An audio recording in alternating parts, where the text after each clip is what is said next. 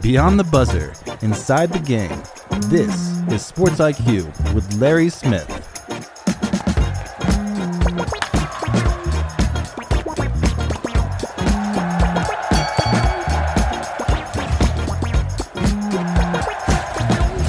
Yep, Sports IQ, glad you're here with us as we are getting closer to the end of the week, closer to Thanksgiving too. Hard to believe, Thanksgiving is next Thursday. Have you made your plans, bought your turkey, all the goodies, etc.? Well, hopefully you have. Anyway, glad you're with us here on the Sports IQ. Another great show for you coming up here. We're going to talk with Cooper Perkins here in a moment from the Believe podcast, Believe in USC. Cooper talking with producer Tony in a minute here. And we're going to do a lot of conversations about these Trojans and also some of the talk about, you've heard that Michigan and USC, they don't like this idea of private equity coming in, being a part of the Big Ten. And so we'll get into that conversation. I don't know if you saw that, but that group out of California basically has said, yeah, we'll take this off the table for now because you guys can't get it together because Michigan and USC, the two holdouts in this deal, we've already made our points. We know that, we're not really big fans of this either here on the show. Not that they ask us, but if they did, that's what we tell them. Also, Owen Buchanan coming in, Texas A&M. We tried to get him yesterday. He had something breaking in. He couldn't get to us. We'll have him on the show today instead. And then Adam Lichtenstein talking also with the Miami Hurricanes. Last time we talked to Adam Lichtenstein, I should say, was actually the day, it was on a Friday before they were going to play Louisville that night. They were undefeated, streaking right along. Hey, they've lost a couple of games since then. All of a sudden, they may be on the outside looking into the playoffs. So we'll talk to him later on here in the show. Headlines. And, it's not often in mid-November that college basketball gets to take the center stage. But, boy, great night last night for Hoops fans. And if you watched FS1, I saw somebody online posted this, maybe on X, whatever, and I totally agree.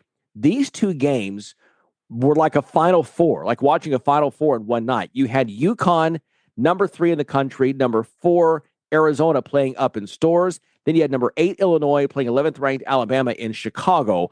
These were two fantastic games that went right down to the wire. In Stores, 4th ranked Arizona showed why they're going to be a team to be reckoned with. Impressive 71-67 win over number 3 UConn. Jaden Bradley scored 21 points. Freshman sensation Koa Pete, big fan of his, 16 points, 12 rebounds. Wildcats had a plus 20 margin over the Huskies on the boards. At the United Center, Alabama and Illinois, a great show. The tie getting the win, 90-86. LeBaron Philon scored 24 points, including 3 from deep.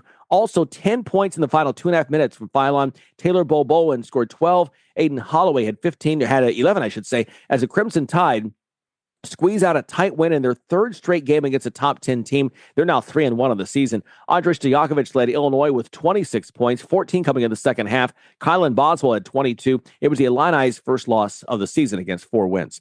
In the pro ranks, Shai Gilgeous-Alexander scored 33 points, and the Thunder won their 7th straight game to improve to 15-1 as they beat the Kings 113-99. Chet Holmgren had 21 points, Lou Dort 14 points, all in the second half, including 11 in the fourth quarter for the defending champions.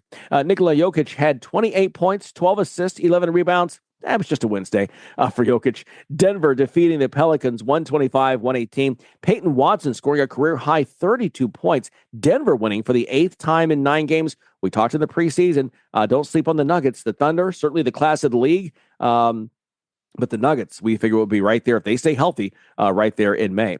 Alperen Sengun had 28 points, 11 rebounds. Kevin Durant, 20 points. Houston extending its winning streak to 5, 114-104 win over the Cavaliers. Tonight in the NFL, the Bills travel to Houston to take on the Texans. Houston, again, led by backup quarterback Davis Mills, as C.J. Stroud has been ruled out with that concussion.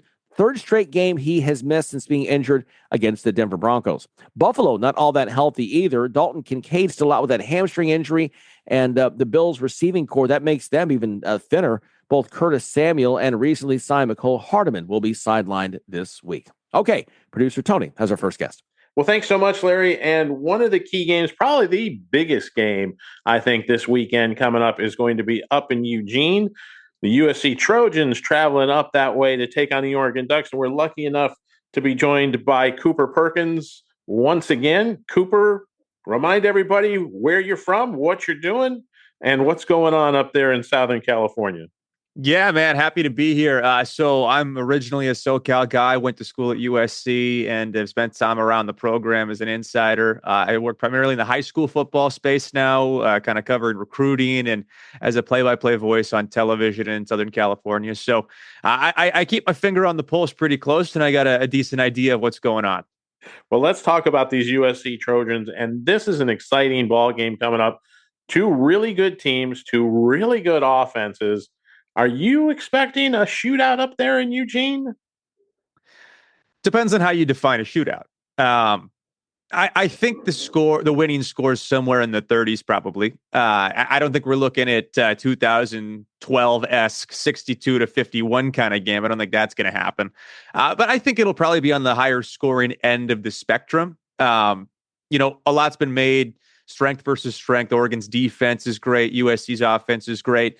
I think that there's some interesting subplots within that might make the score a little bit higher than people might be anticipating. So I guess it's somewhere in like the winner gets to 33, 34, 35, something like that.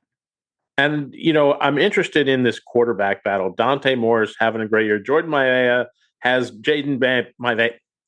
Let me try that again. Jaden Maiava has been outstanding. 2,800 yards. You've got 18 touchdowns, just 6 picks at this point. Which quarterback is going to make the play that leads their team to victory? Well, I think that's a tough question. Jaden Maiava has really been a lot better at home than he has on the road, and those splits are pretty significant. So I am a little concerned about him from that standpoint. But the way Oregon's offense is structured is essentially to ask their quarterback to do as little as possible. And we've seen that Bo Nix, we've seen that Dante Moore. I mean, like that's been a through line the last 4 or 5 years, as long as Will Stein's been there. There's a reason that Oregon's quarterbacks in that span, while Stein's been their OC, averaged the fewest air yards per pass in the country. They're not throwing it downfield with regularity. Albeit, Dante Moore's been pretty good when he has thrown it downfield this year. Look at the Iowa game, and that 2-minute drill at the end is kind of good evidence of that. I think that the home field advantage makes a huge difference, but I think that the only way USC is in the game is if Jaden Maiava makes some plays. And that doesn't necessarily mean with his arm. I think he's an underrated runner, and I think his running ability actually is the key that unlocks the whole Lincoln Riley offense. So, one of the two guys will make plays. They probably both will make plays. The question will be whether or not there's enough opportunity in the quarterback running game for Jaden Maiava to make the plays necessary for USC to win. I think the best way to put it is there are a lot of ways Oregon can win this game.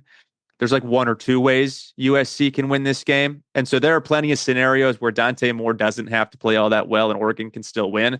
There are few, if any, scenarios in which Jaden Maiava can afford to play poorly and USC can win. He's going to have to be really good. Yeah, he's going to have to be that steadying influence on that offense, keep things moving, keep things, you don't want to get behind the sticks, right? You want to keep it into short, manageable situations. Maybe lean on that ground game a little bit coming up for this ball game. Try to keep that ball away from Oregon some. Yeah, I think so. I think that the offense is structured so that the pass is built off of the run, and Lincoln Riley has been committed to the run game in a way he hasn't in any of his first 3 prior seasons at USC. And part of that comes down to just having a better offensive line and more capable talent along that part of the team. I think that they're going to beat Oregon in the air if they're going to beat Oregon, though, because the way I look at Oregon's defense is that, yes, statistically, they have one of the best, if not the best pass defenses in the country. If you look at who they've played pass offense-wise, Indiana is really the only team worth assault there, and they're top 40. They're not even top 20. So when you look at those numbers, you kind of get into paper tiger territory where it makes you wonder, are they as good as the numbers suggest? Are they even close to what the numbers suggest? And I'm skeptical. I think that you're going to have a true freshman DB matched up against probably the Biletnikoff winner when it's all said and done in Mekhi Lemon. That's not a matchup I like for Oregon. And I think that's also a matchup that much of the Pacific Northwest and the Oregon fan base is kind of papered over and either hasn't been respectful of or isn't truly aware of. But I think that as important as the run game is, the game will be won or lost through the air for USC. Should Mekhi Lemon be getting a little more love on the Heisman talk right now, in your opinion? He's probably having the best year of any wide receiver in the country. Like you mentioned, he's probably the Biletnikoff winner. He's putting up some stellar numbers. but we're not hearing much about him in that Heisman conversation. Or has that award become, okay, who's the quarterback of the highest rated team having the best numbers? Almost like the NFL MVP awards. Yeah, I think in this day and age, right, unless you're Devontae Smith and you're putting up the kind of numbers that are so crazy, it's impossible to not pay attention. It's tough to win that award as a receiver, and it's tough to be in the conversation as a receiver. I'd argue it's actually more difficult to be in the conversation as a receiver than as a defensive player, because the media loves the story of a defensive guy because they think that it's this niche opportunity to have something that hasn't happened, right? It almost has this novelty effect that makes it more feasible than a receiver, which doesn't have the same novelty. I think that you make a good point about Heisman love in general as it pertains to USC, because I think there's a real case that both Mekhi Lemon and Jaden Maiava should be more actively a part of that discussion. Are either of them top 3 guys right now? No.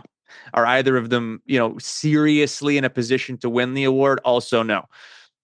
But you never know what happens on a big Saturday opportunity on the road against a top 10 team. If Mekhi Lemon goes for 10 catches, 200 yards, and 3 touchdowns, we might be having a different conversation next Wednesday. There's a very real possibility that perhaps he does, leapfrog his way into that discussion.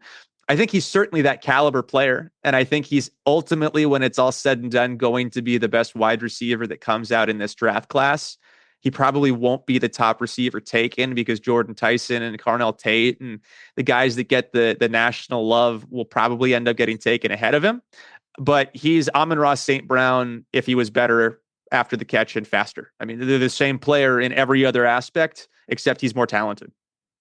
That's a pretty talented ball player, because Amon-Ra St. Brown has already proven in the NFL what he can do, that he's an all-pro and is going to be that way for any number of years. When you look at the USC defense, can they put enough pressure on Dante Moore to make him nervous, to make him make some mistakes that might swing this game one way or the other? No, they can't. There are 2 reasons for that. The first one is their own issues. I don't think that they have the game breaker on the defensive line to make that happen. And I also think that the way Oregon's offense is structured is to keep the quarterback upright. I mean, it's one thing to get pressure on a Nebraska type offense where plays are more regularly slow developing. And it's another thing to do it against Oregon. And as good as their offensive line is, I'd make a pretty strong argument that, the difficulty in getting pressured on an Oregon quarterback, whether it's Dante Moore or Bo Nix or whoever, it's that the ball is supposed to come out of their hands so quickly. I mean, that's the Will Stein's offense. It's basically a sack-free offense because it doesn't give the defense an opportunity to do anything. I think that they can affect him in other ways, which I do think they will do. I think that there's a real opportunity to force a turnover or 2 without recording a sack. That's what happened last week against Iowa. And I think that could happen again. It's all going to come down to whether or not Oregon is in 3rd and long with any regularity. If they are, that's where Danton Lynn, the defensive coordinator for USC, is absolutely at his best and arguably one of the 5 or 10 best defensive play callers in the country. If they're in 3rd and 5 or shorter regularly, I don't see any way they're going to get pressure on Dante Moore. And if that's the case, they're not going to win the game. I mean, they need to be in 3rd and 7 or longer with some regularity. I don't know if I believe that will happen, but they don't have the guys up front right now to get pressure on him in the way that you would need to. Right. Put yourself into a committee member's shoes that's looking at the playoff. If USC wins this ball game Saturday, if they can go up there and win a big road game, how does USC play into the playoff picture? I'm personally of the belief that USC controls its own destiny. I think that if you go on the road and beat Oregon and then take care of UCLA the ensuing week, Illinois is now a ranked team. Notre Dame is obviously ranked in the top 10. That means you're a 10-2 team with 2 losses to top 25 teams, both on the road. Both by 10 points or less, one of which on a walk-off field goal. I think that you probably leapfrog Oregon, also definitely leapfrog Vanderbilt, probably Utah and BYU as well. So I think if USC wins this game on Saturday, I think we're talking about a top 10 ranked USC team. And the committee is going, this is a weird thing to say because I'm not sure people think about these things in this way, but as much as USC fans hate Notre Dame, and as much as Notre Dame may be a problem for USC in the big picture from a scheduling standpoint, losing to Notre Dame may actually help USC in the eyes of the committee, because I think that there is a real motivation by the committee to get Notre Dame into the playoff field. So the higher they can rank USC, the higher they can justify ranking Notre Dame. And that then will alleviate any pressure that comes from a possible, who do you rank higher, Notre Dame or Miami, right? We've started to hear about that. Yep. So I think it's a little conspiracy theory-ish, but I really do believe that the committee has interest in getting Notre Dame into the field if they can justify it. And a USC win over Oregon on the road and followed by a win over UCLA, that now gives Notre Dame a really strong win, and it's up to the committee how strong that win looks. So I don't see a scenario where USC doesn't end up a top 10 team with a win over Oregon. I think it's really unlikely that they get left out of the tournament field, because that would mean only 2 Big Ten teams get in. And that also strikes me as extremely unlikely. So I do think it is a control their own destiny kind of situation. And if you told me that this was the case back in July, I would have bought everything you were selling me. I mean, I think this is the perfect situation. Are they better than Oregon? No, they're not. But that doesn't mean they can't win that game. So it's a pretty interesting place to be.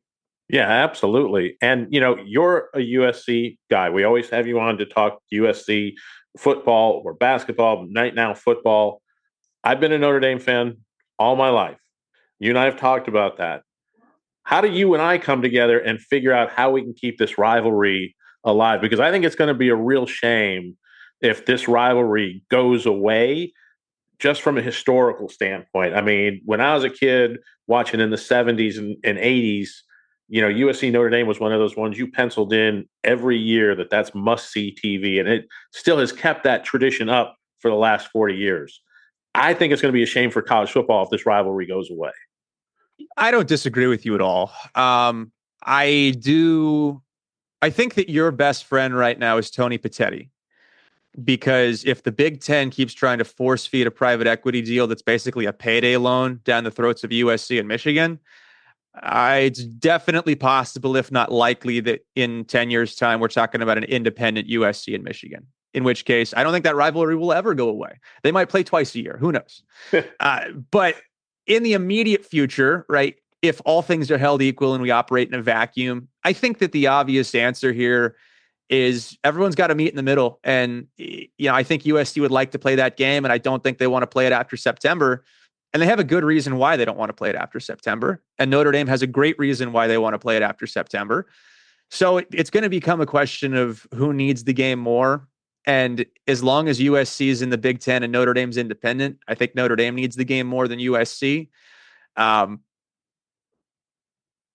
don't know how it will play out. I suspect that USC will crumble under pressure because that's what they've done historically, albeit there are new people in charge. So maybe I'm wrong about that. I think Notre Dame has mostly won the PR battle on this, which doesn't help from a USC side. I don't think this game's going anywhere. From what I've heard, there's a 2-year extension that's all but going to happen. 100%. Good. So that's one thing to be happy about if you're, thinking about it from the vantage point that you just described. In the long term of it, I think that the game either is going to have to move to earlier in the season, or USC will be independent and it won't matter. It's kind of funny how the universe works. Call it God, whatever you want. These problems have a funny way of solving themselves sometimes, and that's a real possibility on how this one could solve itself. Yeah, it's going to be an interesting. I like I said, as a Notre Dame fan, I love playing USC. It's one of those opponents that you don't, what is the word I'm looking for? You respect that program. There's a lot of respect there between these two schools and those two fan bases, at least the fans that I've had encounters with. You always respect USC. You want to beat them, but you respect that program because they are, like you, one of the real pieces of college football history. Yeah. And, one last thought on the Notre Dame USC thing here. I think if you're a Notre Dame fan, as much as you like to see USC lose, you should be bigger USC fans this week than USC is USC fans. And that's for two reasons. The first of which is that's a better win for you guys, and it helps you get in the playoff this year. The second is it avoids a really big problem for Notre Dame, which is the perception that scheduling Notre Dame is going to cost USC playoff appearances. Because if you swap out that Notre Dame game for another garden variety group of 5 team, that's a 9-1 team going to Autzen Stadium, probably ranked in the top 5 right now. And they're probably going to make the playoff, win or lose. Yep. So if USC beats Oregon and makes the playoff anyway, that problem goes away for Notre Dame. That whole discussion of, is this game costing us playoff appearances, that at least gets tabled for a year. And that's probably the most important thing in this larger conversation than anything else from a Notre Dame perspective. Like, you need USC to not be left out because of Notre Dame. If scheduling Notre Dame is the reason USC is not getting to the playoffs, then you've lost a huge part of the battle. So if you're a Fighting Irish fan, fight on this week, man. I'm telling you, you want USC to win this game. Absolutely. I love that. That is a great analogy. That is a great point. We're going to end the conversation right there. Cooper Perkins, thank you so much for joining us. We really appreciate it. We appreciate your insight and just great conversation with you every time that you come on. Always appreciate being here. Take care, guys, and have a great weekend. Enjoy your weekend. Enjoy the game up in Autzen, and we'll talk to you soon. We will take a quick break on the Sports IQ, but we will be right back. You're listening to Sports IQ with Larry Smith. One of the great stories again this year is watching this Texas A&M team. You know, back in week 2, we saw them in that thrilling win over Notre Dame. And you know, boy, what a defining moment for the season. Still undefeated. Game against Samford this week. They go out of conference before coming back with the finale against Texas next week. Joining us once again here on the show is our friend Olin Buchanan of Texags. Like he said, he's a man of, you name it, writer, columnist. This guy has done it all. Hey, what's it been like down there in College Station, Olin, with this Aggies team, 10-0, and just finding ways? Even last week, a little bit of a, you know, probably some heart palpitations there at halftime against the Gamecocks, but finding a way to win, and good teams do that.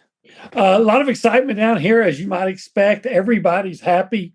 You go to out to eat, the food tastes a little better. The wait staff's a little nicer, prompt. You know, everybody has been waiting for a season like this, probably since at least 1998, the last time they won a conference championship. Maybe even really, you could say before that. You know, I know you've probably heard this. A&M is the, quote, sleeping giant. You know, A&M's been a comatose giant. And here, Mike Elko, you don't want to take anything for granted, right? And they almost did last week. But Mike Elko's been like that rooster, finally crowed and has apparently woken everybody up. We'll see. I think I feel good about their chances this week against Samford. After that, we'll see what they do moving on. But so far, it's been, amazing, and a great amount of excitement for the Texas A&M population. You know, what was that win like over the Gamecocks? You're down, and listen, across the nation, we're stunned if you're in front of your TV, or like me, was just kind of running errands, my family, looking down and seeing, wait a minute, 30-3. I mean, they kept scoring 17-3, 30-3. What was it like to come back, and how big was that as a wake-up call? I think the teams like this, we've seen it with Indiana had the scare, now Texas A&M, where you survive, but it's kind of a wake-up call, like you said, that you can't take this for granted. You got to come out and give 60 minutes every single weekend. Well, we'll see. And Mike Elko did make that comment, and he told his players, he said, great, you show great heart, but let's not ever do that blank again. He's because you just can't count on coming. That you talk about people around the country stunned. Everybody was shell shocked in Kyle Field. Sure. Now, I think that there was South Carolina's better than their record indicate. If you go back, you'll see that they played a hell of a game against Missouri. Missouri kicked a late field goal to make it a 2-score game, but it was really late. Mm-hmm. And then they had the lead over Alabama late in the fourth quarter and let that one get away. And I think that, if I'm not mistaken, they were within a touchdown in the fourth quarter of Ole Miss. Mm-hmm. So they're not bad, and they have some big time players. But I think that we expected A&M, and by we, I mean all Aggies everywhere, expected A&M to go in and handle them. And you look up and Marcel Reed is having a terrible first half, but not just him. Guys are dropping passes all over the place, missing tackles, missing assignments, and you look up and you're down 30-3. And, quite frankly, you might be lucky that it was that, because South Carolina had the ball deep in A&M's into the field at the end of the half and had to settle for a field goal. Mm-hmm. But then Mike Elko said he didn't say anything amazing at halftime. He must have said something, but they went from the old, I don't know, it's overused, but the old Jekyll to Hyde in the second half. Yeah. Because they scored every time. The first 4 times they had the ball, they scored touchdowns. Now, I don't know if you saw this. The first time they had the ball, they were looking at 4th and 12 at midfield, and Elko decided to go for it. Marcel Reed runs for 16, and I think one of the things that he wasn't doing in the first half was looking to run a little bit. Mm-hmm. I don't think he should run all the time, but just if it's there, take it. Mm-hmm. And that just kind of ignited them. I think it was the very next play, threw a touchdown pass. All right, it's 10. They get a stop, a 4th down stop. I was surprised Shane Beamer didn't try a 47-yard field goal, but they go for it at 4th and 1 at the A&M 30, and A&M stops them. Well, they turned that into a touchdown real quick. Well, now you're in the third quarter. It's about 5 minutes to go, and you're only down 2 touchdowns with all the momentum. And you're thinking, you know what? They might get back into this. They get another stop and another touchdown on a 2-play drive. Mm-hmm. And it's still the third quarter, and you're down a touchdown. And by that time, I thought they would win. Yeah. And then they tried to give it away with the most. They came out and got the lead, and then got right down on the 1-yard line again, and came up with the most cockamamie. There's a word you don't use much unless you're 60s. Cockamamie play call I ever can remember. And they have a true freshman try to trick play and throw the ball backwards, and they lose it. So now they had to. All South Carolina needed was a field goal. So right. They get 4 sacks in the last 3 minutes, and finally put them away. So if you looked at A&M in the first half, and that's all you saw, you'd think that they were one of the worst teams in the country. If you looked at them and just saw the second half, you'd think that's one of the best teams, if not the best team in the country. They need to find a way to be that team for 4 quarters. I don't think they played a full 4-quarter game yet. And maybe they won't, because your game's in. Yeah. At this point, I feel like that, we could kind of feel against Stanford they're going to get the win. Let's just, in our world, we can chalk that up. Stanford's 1-10. Yeah, exactly. And so they should at that point be pretty solid for the college football playoff. Got about 2 minutes left here. How concerned are you about this Texas team that still has something to prove? If they get a win, that's 3 wins against the top 10, and they can have an argument to get into the playoff. Always respect Texas. I do think A&M has a better team. Mm-hmm. Of course, that doesn't mean you're going to be the better team that night, and especially when you're playing over there. Mm-hmm. But I do think A&M has a better football team. Now, that said, if they play anything like they did in the first half against South Carolina, they'll probably lose. So I think A&M's got to respect what Texas can do, but also has to make sure that they play their game, their style of football, which is very physical. And I think even Mike Elko talked about sometimes they get away from that. I don't know why. But yeah, I mean, first of all, it's a rivalry game, and anything can. We all see this all the time. Hell, Michigan beat Ohio State last year, and Ohio State won the national championship. So you can't ever take a rivalry game for granted, and especially when you'll be looking at a Texas team, unless Arkansas knocks them off this weekend. Right. That's going to be playing for its playoff lives. Because even if they win, it doesn't guarantee they'll get in the playoffs at 9-3. Alabama didn't last year. South Carolina and Ole Miss didn't at 9-3, but it's their only hope. So you'll get the best version of whatever Texas is, and A&M has to know that. Yeah. I think we agree too. Just like you said, South Carolina is better than their record. I think Texas is better than a 3-loss team, but I agree with you. A&M is a better team this year. Olin, we'll leave it there. Man, we appreciate your insights as always. Great to watch this Aggies team have such great success under Coach Elko. Obviously, we're watching this weekend, but we can't wait for next weekend over in Austin. Aggies and Longhorns. It should be good on that one. Olin, thanks so much, man. Have a great weekend. All right, thanks for having me. All right, appreciate you. Olin Buchanan once again joining us from Tex Ags. Always great to get his insights. Aggies versus Samford this week, and again in the big rivalry game, A&M at Texas next week. Okay, we've got much more to come here on the Sports IQ. Stay with us. You're locked in to Sports IQ with Larry Smith. One of the teams we're still watching here with a shot at the playoffs is Miami, and joining us once again from the Sun Sentinel, Miami Hurricanes beat writer there is Adam Lichtenstein back to the show. Adam, good to see you again. How are things? You have to be warmer there in South Florida than we are anywhere else in the country. Is that fair? Yeah, it's nice and toasty down here. It's about 80 degrees every day. We did have like one day of a cold snap when that big cold front came through a week or two ago, and it was beautiful. It was like 65 degrees and sunny and perfect, which is my favorite weather down here. But right now, yeah, it's still a little warm. We'll see how this winter goes. Cold snap. But by the way, you don't really have a winter jacket, do you? Do you just have just some jackets you wear? This kind of. So a quick sidebar tangent. I have one winter jacket that I borrowed from my dad. My family's from New York. I borrowed it from my dad when I was going on a trip up north for work. Big, heavy jacket.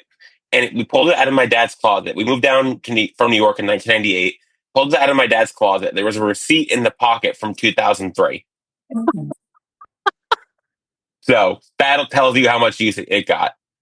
Sure. Exactly. Well, we're envious, but we love Leash. You're enjoying it, even though we aren't. Let's get to football right now. Miami coming in this week, 15th in the country, 8-2 overall, 4-2 in the ACC. And again, a couple of must wins here to finish the season.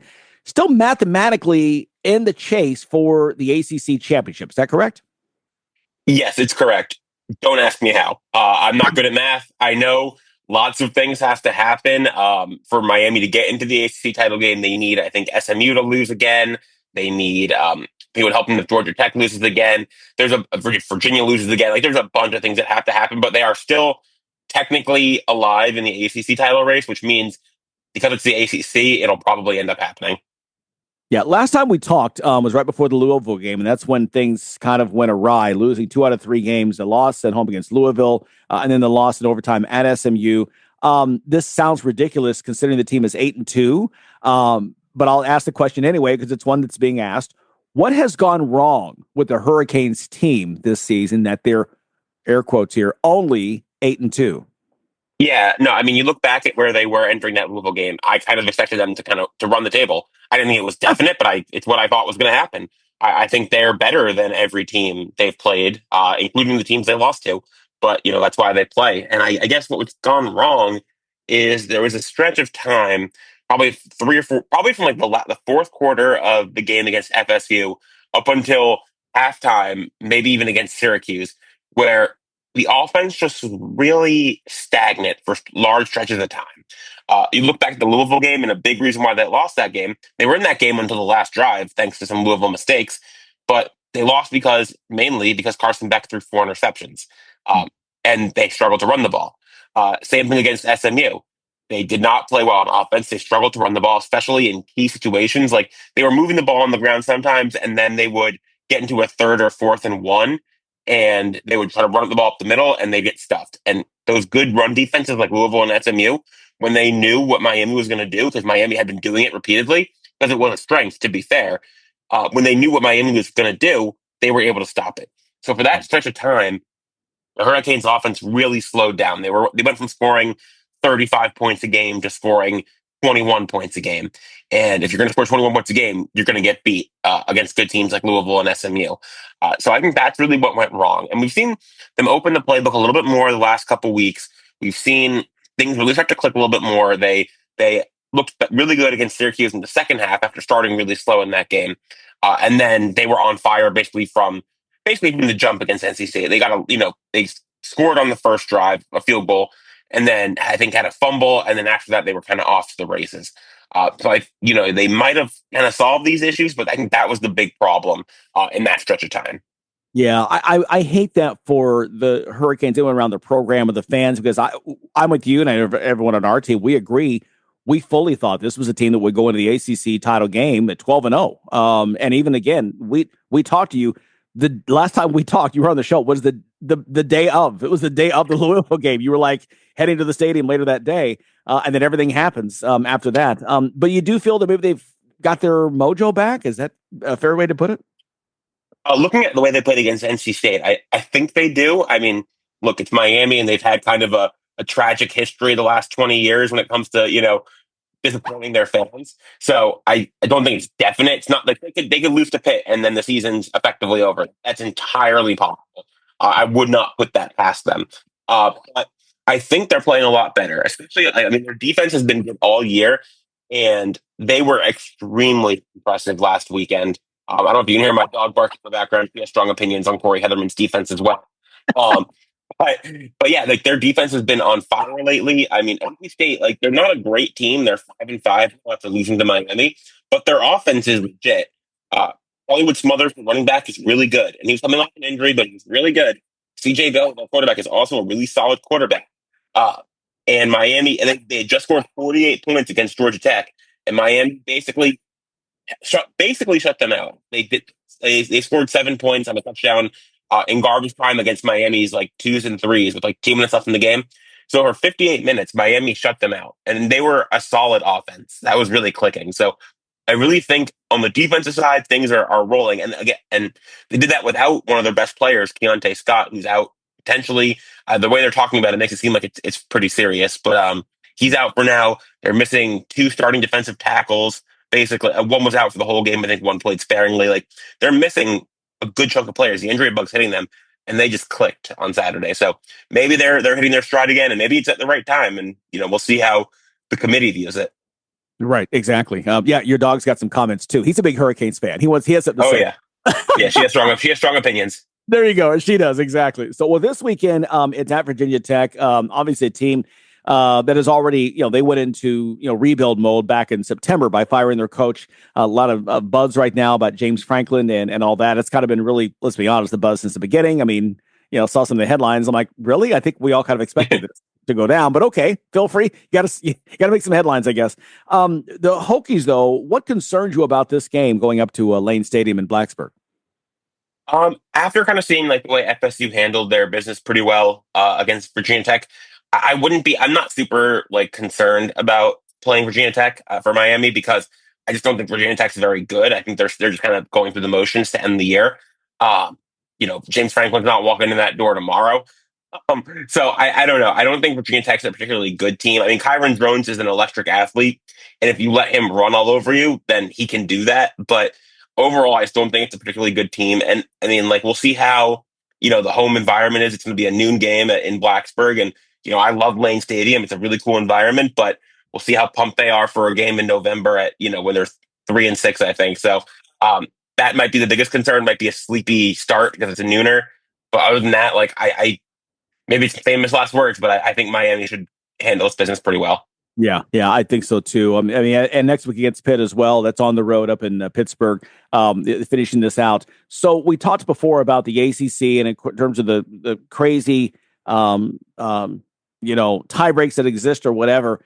Have you had? And this, I love throwing this question out, so I already know the answer, but we hear the way you answer it.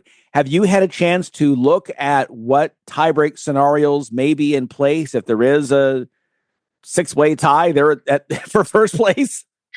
I think if they get to like the 9th tiebreaker, they have to like play a hockey game or something. I don't know. You get down, like again, I'm not good at math, and I'm not good at that. If this happens and this happens and that happens, so I don't know exactly what it would be. I think Miami, like I said, I think Miami, it would benefit them if like Virginia loses to Virginia Tech. I think they need that. I think they need like Duke to beat or Duke to lose to somebody, or I'm not sure. I really don't know. I'm very bad at this. My friend Jordan McPherson, who covers the team for the Herald, he's very good at this, and I'm not. So I just ask him. But they need a lot of stuff to happen still to break their way. It would have helped them a lot, I think, if Boston College had held on to beat Georgia Tech last weekend, but Georgia Tech pulled that out at the end. So I think, still needs a lot of stuff to happen that I'm almost not even really considering it as a possibility. Yeah, it's just so much. They're talking to Adam Lichtenstein again with the Sun Sentinel about the Miami Hurricanes, the football team, also the ACC as well. We've talked earlier this week with some other friends who cover the ACC, and we were talking about in terms of this is now year 2 of the expanded college football playoff, and with the giant mega conferences, it to me, it seems it's going to be hard to have, you almost are kind of sort of guaranteed to have like a different crop of teams in the mix every year because everyone is playing a different schedule. I mean, Miami plays certain teams, a certain slate of teams this year, and then next year that's going to change to reach out and play the other half of the conference. So what are your thoughts and what are some conversations you might have had about that scenario that we face right now with all four power conferences? Yeah, I mean, I like the 12-team playoff. I think I'd always thought 4 was probably too small. 12, I think you get a good amount. You get all the great teams, obviously, and you get a good chunk of the good teams. Now, there's always going to be arguments, I think, about, whether if it was 4, you're going to argue about who number 5 was and if they're really worse than number 4. If there's 12 teams, you're going to get an argument if number 13 and 14 are really worse than number 12, which I think is a good thing. Like, I think argument is fun and good. It's fun to have these debates. I think Miami might be kind of in trouble with this debate because they're ranked 15th entering, Tuesday's rankings, which might put them in trouble. I mean, I don't really understand why they're ranked as low as they are and why like Notre Dame is ranked as high as they are, considering they played and they have similar resumes and Miami won that game. But doesn't make really a lot of sense to me. I don't know why Miami's so far behind a Vandy team that's not beaten anyone. I don't think is really good. Or Texas, which lost to a team that Miami beat and also has 3 losses. So, like, there's a lot of arguments you can make for a lot of different teams. Some of them I think make sense, and some I think don't really. Yeah, the ACC getting no love in the rankings, and I'm just talking AP because it's already come out, on Sunday. Yeah. Miami at 14, Georgia Tech 15, Virginia down to 19, and those are the only 3 teams out of the ACC in this. Okay, so if you're a lawyer, Miami is not in the ACC title game, and Notre Dame and Miami both finish at 10-2. Make that argument for me why Miami, who beat Notre Dame in Miami to start the season, why they should be in over Notre Dame for that final, if it comes down to it, that final 11th playoff spot. Well, I think if they end the year, both teams start 10-2. In addition to Miami having the head-to-head win, their resumes will be very similar. Miami's best win will be over a very good Notre Dame team, whereas Notre Dame's best win would be over a good but maybe not great USC team. The metrics, if you look at them, are very similar. They're separated by a few spots in like S&P Plus and FPI and those rank measurements. Trying to think what else. Like Miami's losses are a little bit worse, but they're not to bad teams. They didn't lose to, for example, a Florida or to Virginia Tech, I assume, in this scenario. Their losses are to a probably top 25 Louisville team and a top 35-ish in FPI SMU team on the road in overtime. As both, Notre Dame's losses are a little bit better, but I think, in my opinion, if we're getting to the point where we're comparing losses and they're marginally different, why are we not just looking at the time the 2 teams played? Like, it's right in front of us. They played right in front of us, and Miami won. So, in my opinion, if it comes down to it, even you look at the common opponents, like Miami played Pittsburgh the end of the season, so we'll see how they do there. Both teams played NC State. Both teams destroyed NC State, but Miami did it more effectively. If we're getting into this minutia, Miami won 41-7. Notre Dame won 36-7. Miami dominated that whole game. Notre Dame was only up 10-7 at halftime of that game. So, yes, Miami had a bit of a midseason swoon, which really negatively affected them for the timing. It was right before the first rankings came in. But I don't think it's really fair to judge a team like a season to season. If a team, how much better is a team on a 10 winning streak than in this scenario, Miami would be on a 4-game winning streak? Like, why is a team that won 10 straight, losing their first 2 games against their best opponents, better than a team that, won 5 straight, lost 2 out of 3, and then won 4 straight? Why are we nitpicking that much when they both have the same record? And again, they played each other. Yeah. So, in my opinion, that's why Miami should be ranked. If it comes down to 10-2, both of them at the end of the year, why Miami should be ahead of Notre Dame for a playoff spot. Yeah, and Miami beat Notre Dame when they were number 6 in the country. So they have a top 10 win where Notre Dame does not. May come down to next week. Notre Dame beat Pitt, if I recall, 37-15. So go out and score 55 on the Pitt next week at their place, and maybe that'll make a difference. What happens if Notre Dame's best win is USC?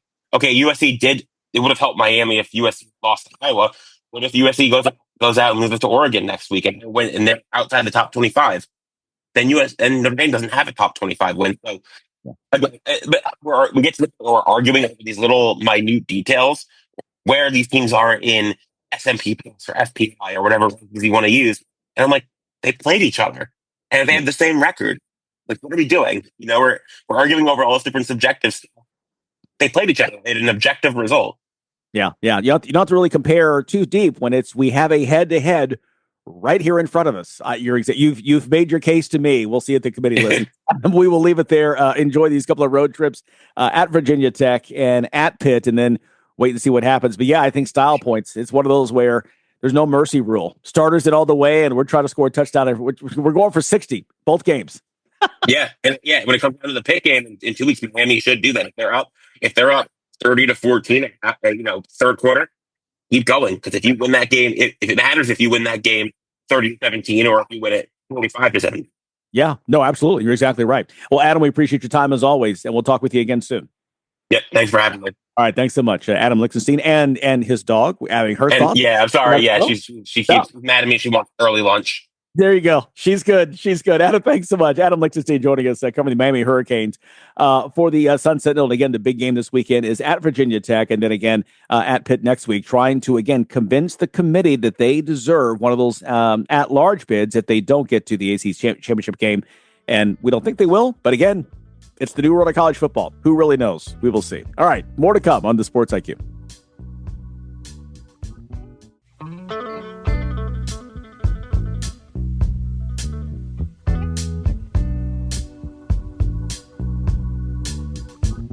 Hey, one thing we haven't talked about yet today, producer Tony, Major League Baseball with the new media deal. So ESPN earlier this year opted out. They're not going to renew. Well, they've come back to the table. They've got a deal. Also, NBC and Netflix signing a 3-year deal. So it appears that NBC is just going to have some kind of sports on Sunday nights year-round. Yeah, they're going to go from the Sunday night football to baseball on Sunday evenings at 8 o'clock or 8:20 or whenever they and NBA in between. Yeah, exactly. Yeah. So, it's a complete reversal for NBC. Let's remember, at one time, NBC was the network that was getting out of sports. Yeah. They, for a while, only had NASCAR.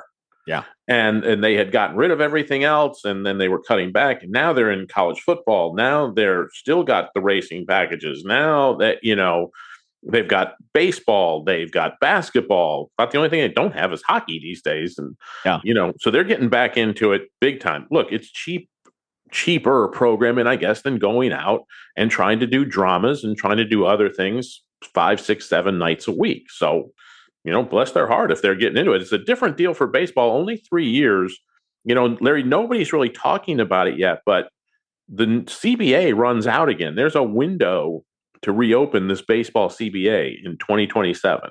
Mm-hmm. So we could be looking at that 2026 as, one of those seasons that is a final season to see where baseball goes after 2027. Yeah, exactly. And I think, and we mentioned too, also Netflix, Major League Baseball on Netflix, the things they have done in becoming a larger player. And again, you're getting more and more of these mainstream sports into the streaming, away from not just the streaming of ESPN or NBC, to your point. And you're exactly right. It's funny that they, for a while, it was racing. They did the big Olympic deal, and they cornered the market, kind of, took the Olympics away from CBS back in the 90s. And it was going to be like just Olympics and racing. And you're right. Now, they're wall to wall. And to your point, I've said, I know you agree, I don't watch reality TV. I've never watched it. I can't go watch Dancing with the Stars and get into the competition when there's a real competition or over here on the hardwood or on the playing field. And it's, sports is the ultimate reality TV, right? I mean, absolutely. It's the ultimate. Exactly. I mean, you've got competition going on that's, true competition, right? There's not people judging it, and there's not, fans voting on it. Be interesting to have that at a college football game. Okay, fans, game's down to the last 2 minutes. Vote to see who won this game. It's like, no, not how we do it here. No, we're going to decide it on the field. Yeah, this wasn't recorded a week ago. Like I tried to watch that Running Man thing, whatever, and they kept like editing out the middle. And I'm like, wait a minute, what happened? We jumped 3 minutes ahead. What's this about? So anyway, but on the field, speaking of, Major League Baseball, with all the stuff happening, NFL getting down to the playoff chase, college football playoff chase now, college basketball starting, NBA. Baseball still gets its headlines and some big deals made on Wednesday. Yeah, Raisel Iglesias going back to the Braves, lock in their closer. The last 3 years, if you look at his stats, the ERA is climbing each little bit. So I hope the Braves have a secondary plan for a closer, because if it climbs again next year, he's going to be in territory where he's going to be blowing more saves than he's actually going to be getting. But going on and getting Mauricio Dubron for his glove and his fielding purposes and his utility, he can play anywhere in the outfield. He can play in the middle of the infield. Just a nice person to have on your roster. So the Braves making some moves to get back into that contention area after having a rough year. Still love that Braves rotation. If they can make some moves and not touch that rotation and get them healthy, still think they're a dangerous team. Yeah, absolutely. And we saw, too, we talked about the big trade yesterday, the Orioles sending Rodriguez out to the Angels. I saw a quote where he said he was shocked, as we were. Yeah. I'm glad we weren't the only ones. I'm sure he went there and I've been traded to what? How? I'm 26. What happened? Yeah, but hey, that's baseball. They will make deals and make trades. I read a couple of websites that were a little conjecture on this trade. Is it good? Is it bad? I mean, only time will tell. That's the thing with any trade. I read somewhere there where somebody was speculating that the Dodgers may go out and try to get Trout. Like, how much more money can they spend? I mean, geez. Yeah. They've got the money. They've got it, and I guess that's within the rules. So why not? We do want to say as well, rest in peace to Randy Jones. Won a Cy Young with the Padres back in '76, 10-year major league career. Randy Jones, the great left-hander, passed away yesterday at the age of 75. Okay, our moment of awe is up next. All right, time now for a moment of awe. On this day, back in 1969, international soccer legend Pele scored the 1,000th goal of his amazing career. He would finish his career with 1,283 goals, still recognized by Guinness, the Guinness Book of World Records, as the most in soccer history, or if you play outside the U.S., football history. Pele, legendary, and a moment of awe right here on this day. All right, thanks so much to our guests. Thanks for stopping by. It's a Sports IQ. I'm Larry Smith. We will see you on Friday. Thanks for listening to Sports IQ with Larry Smith, Monday through Friday. Continue the conversation at Sports IQ LS. We'll see you next time.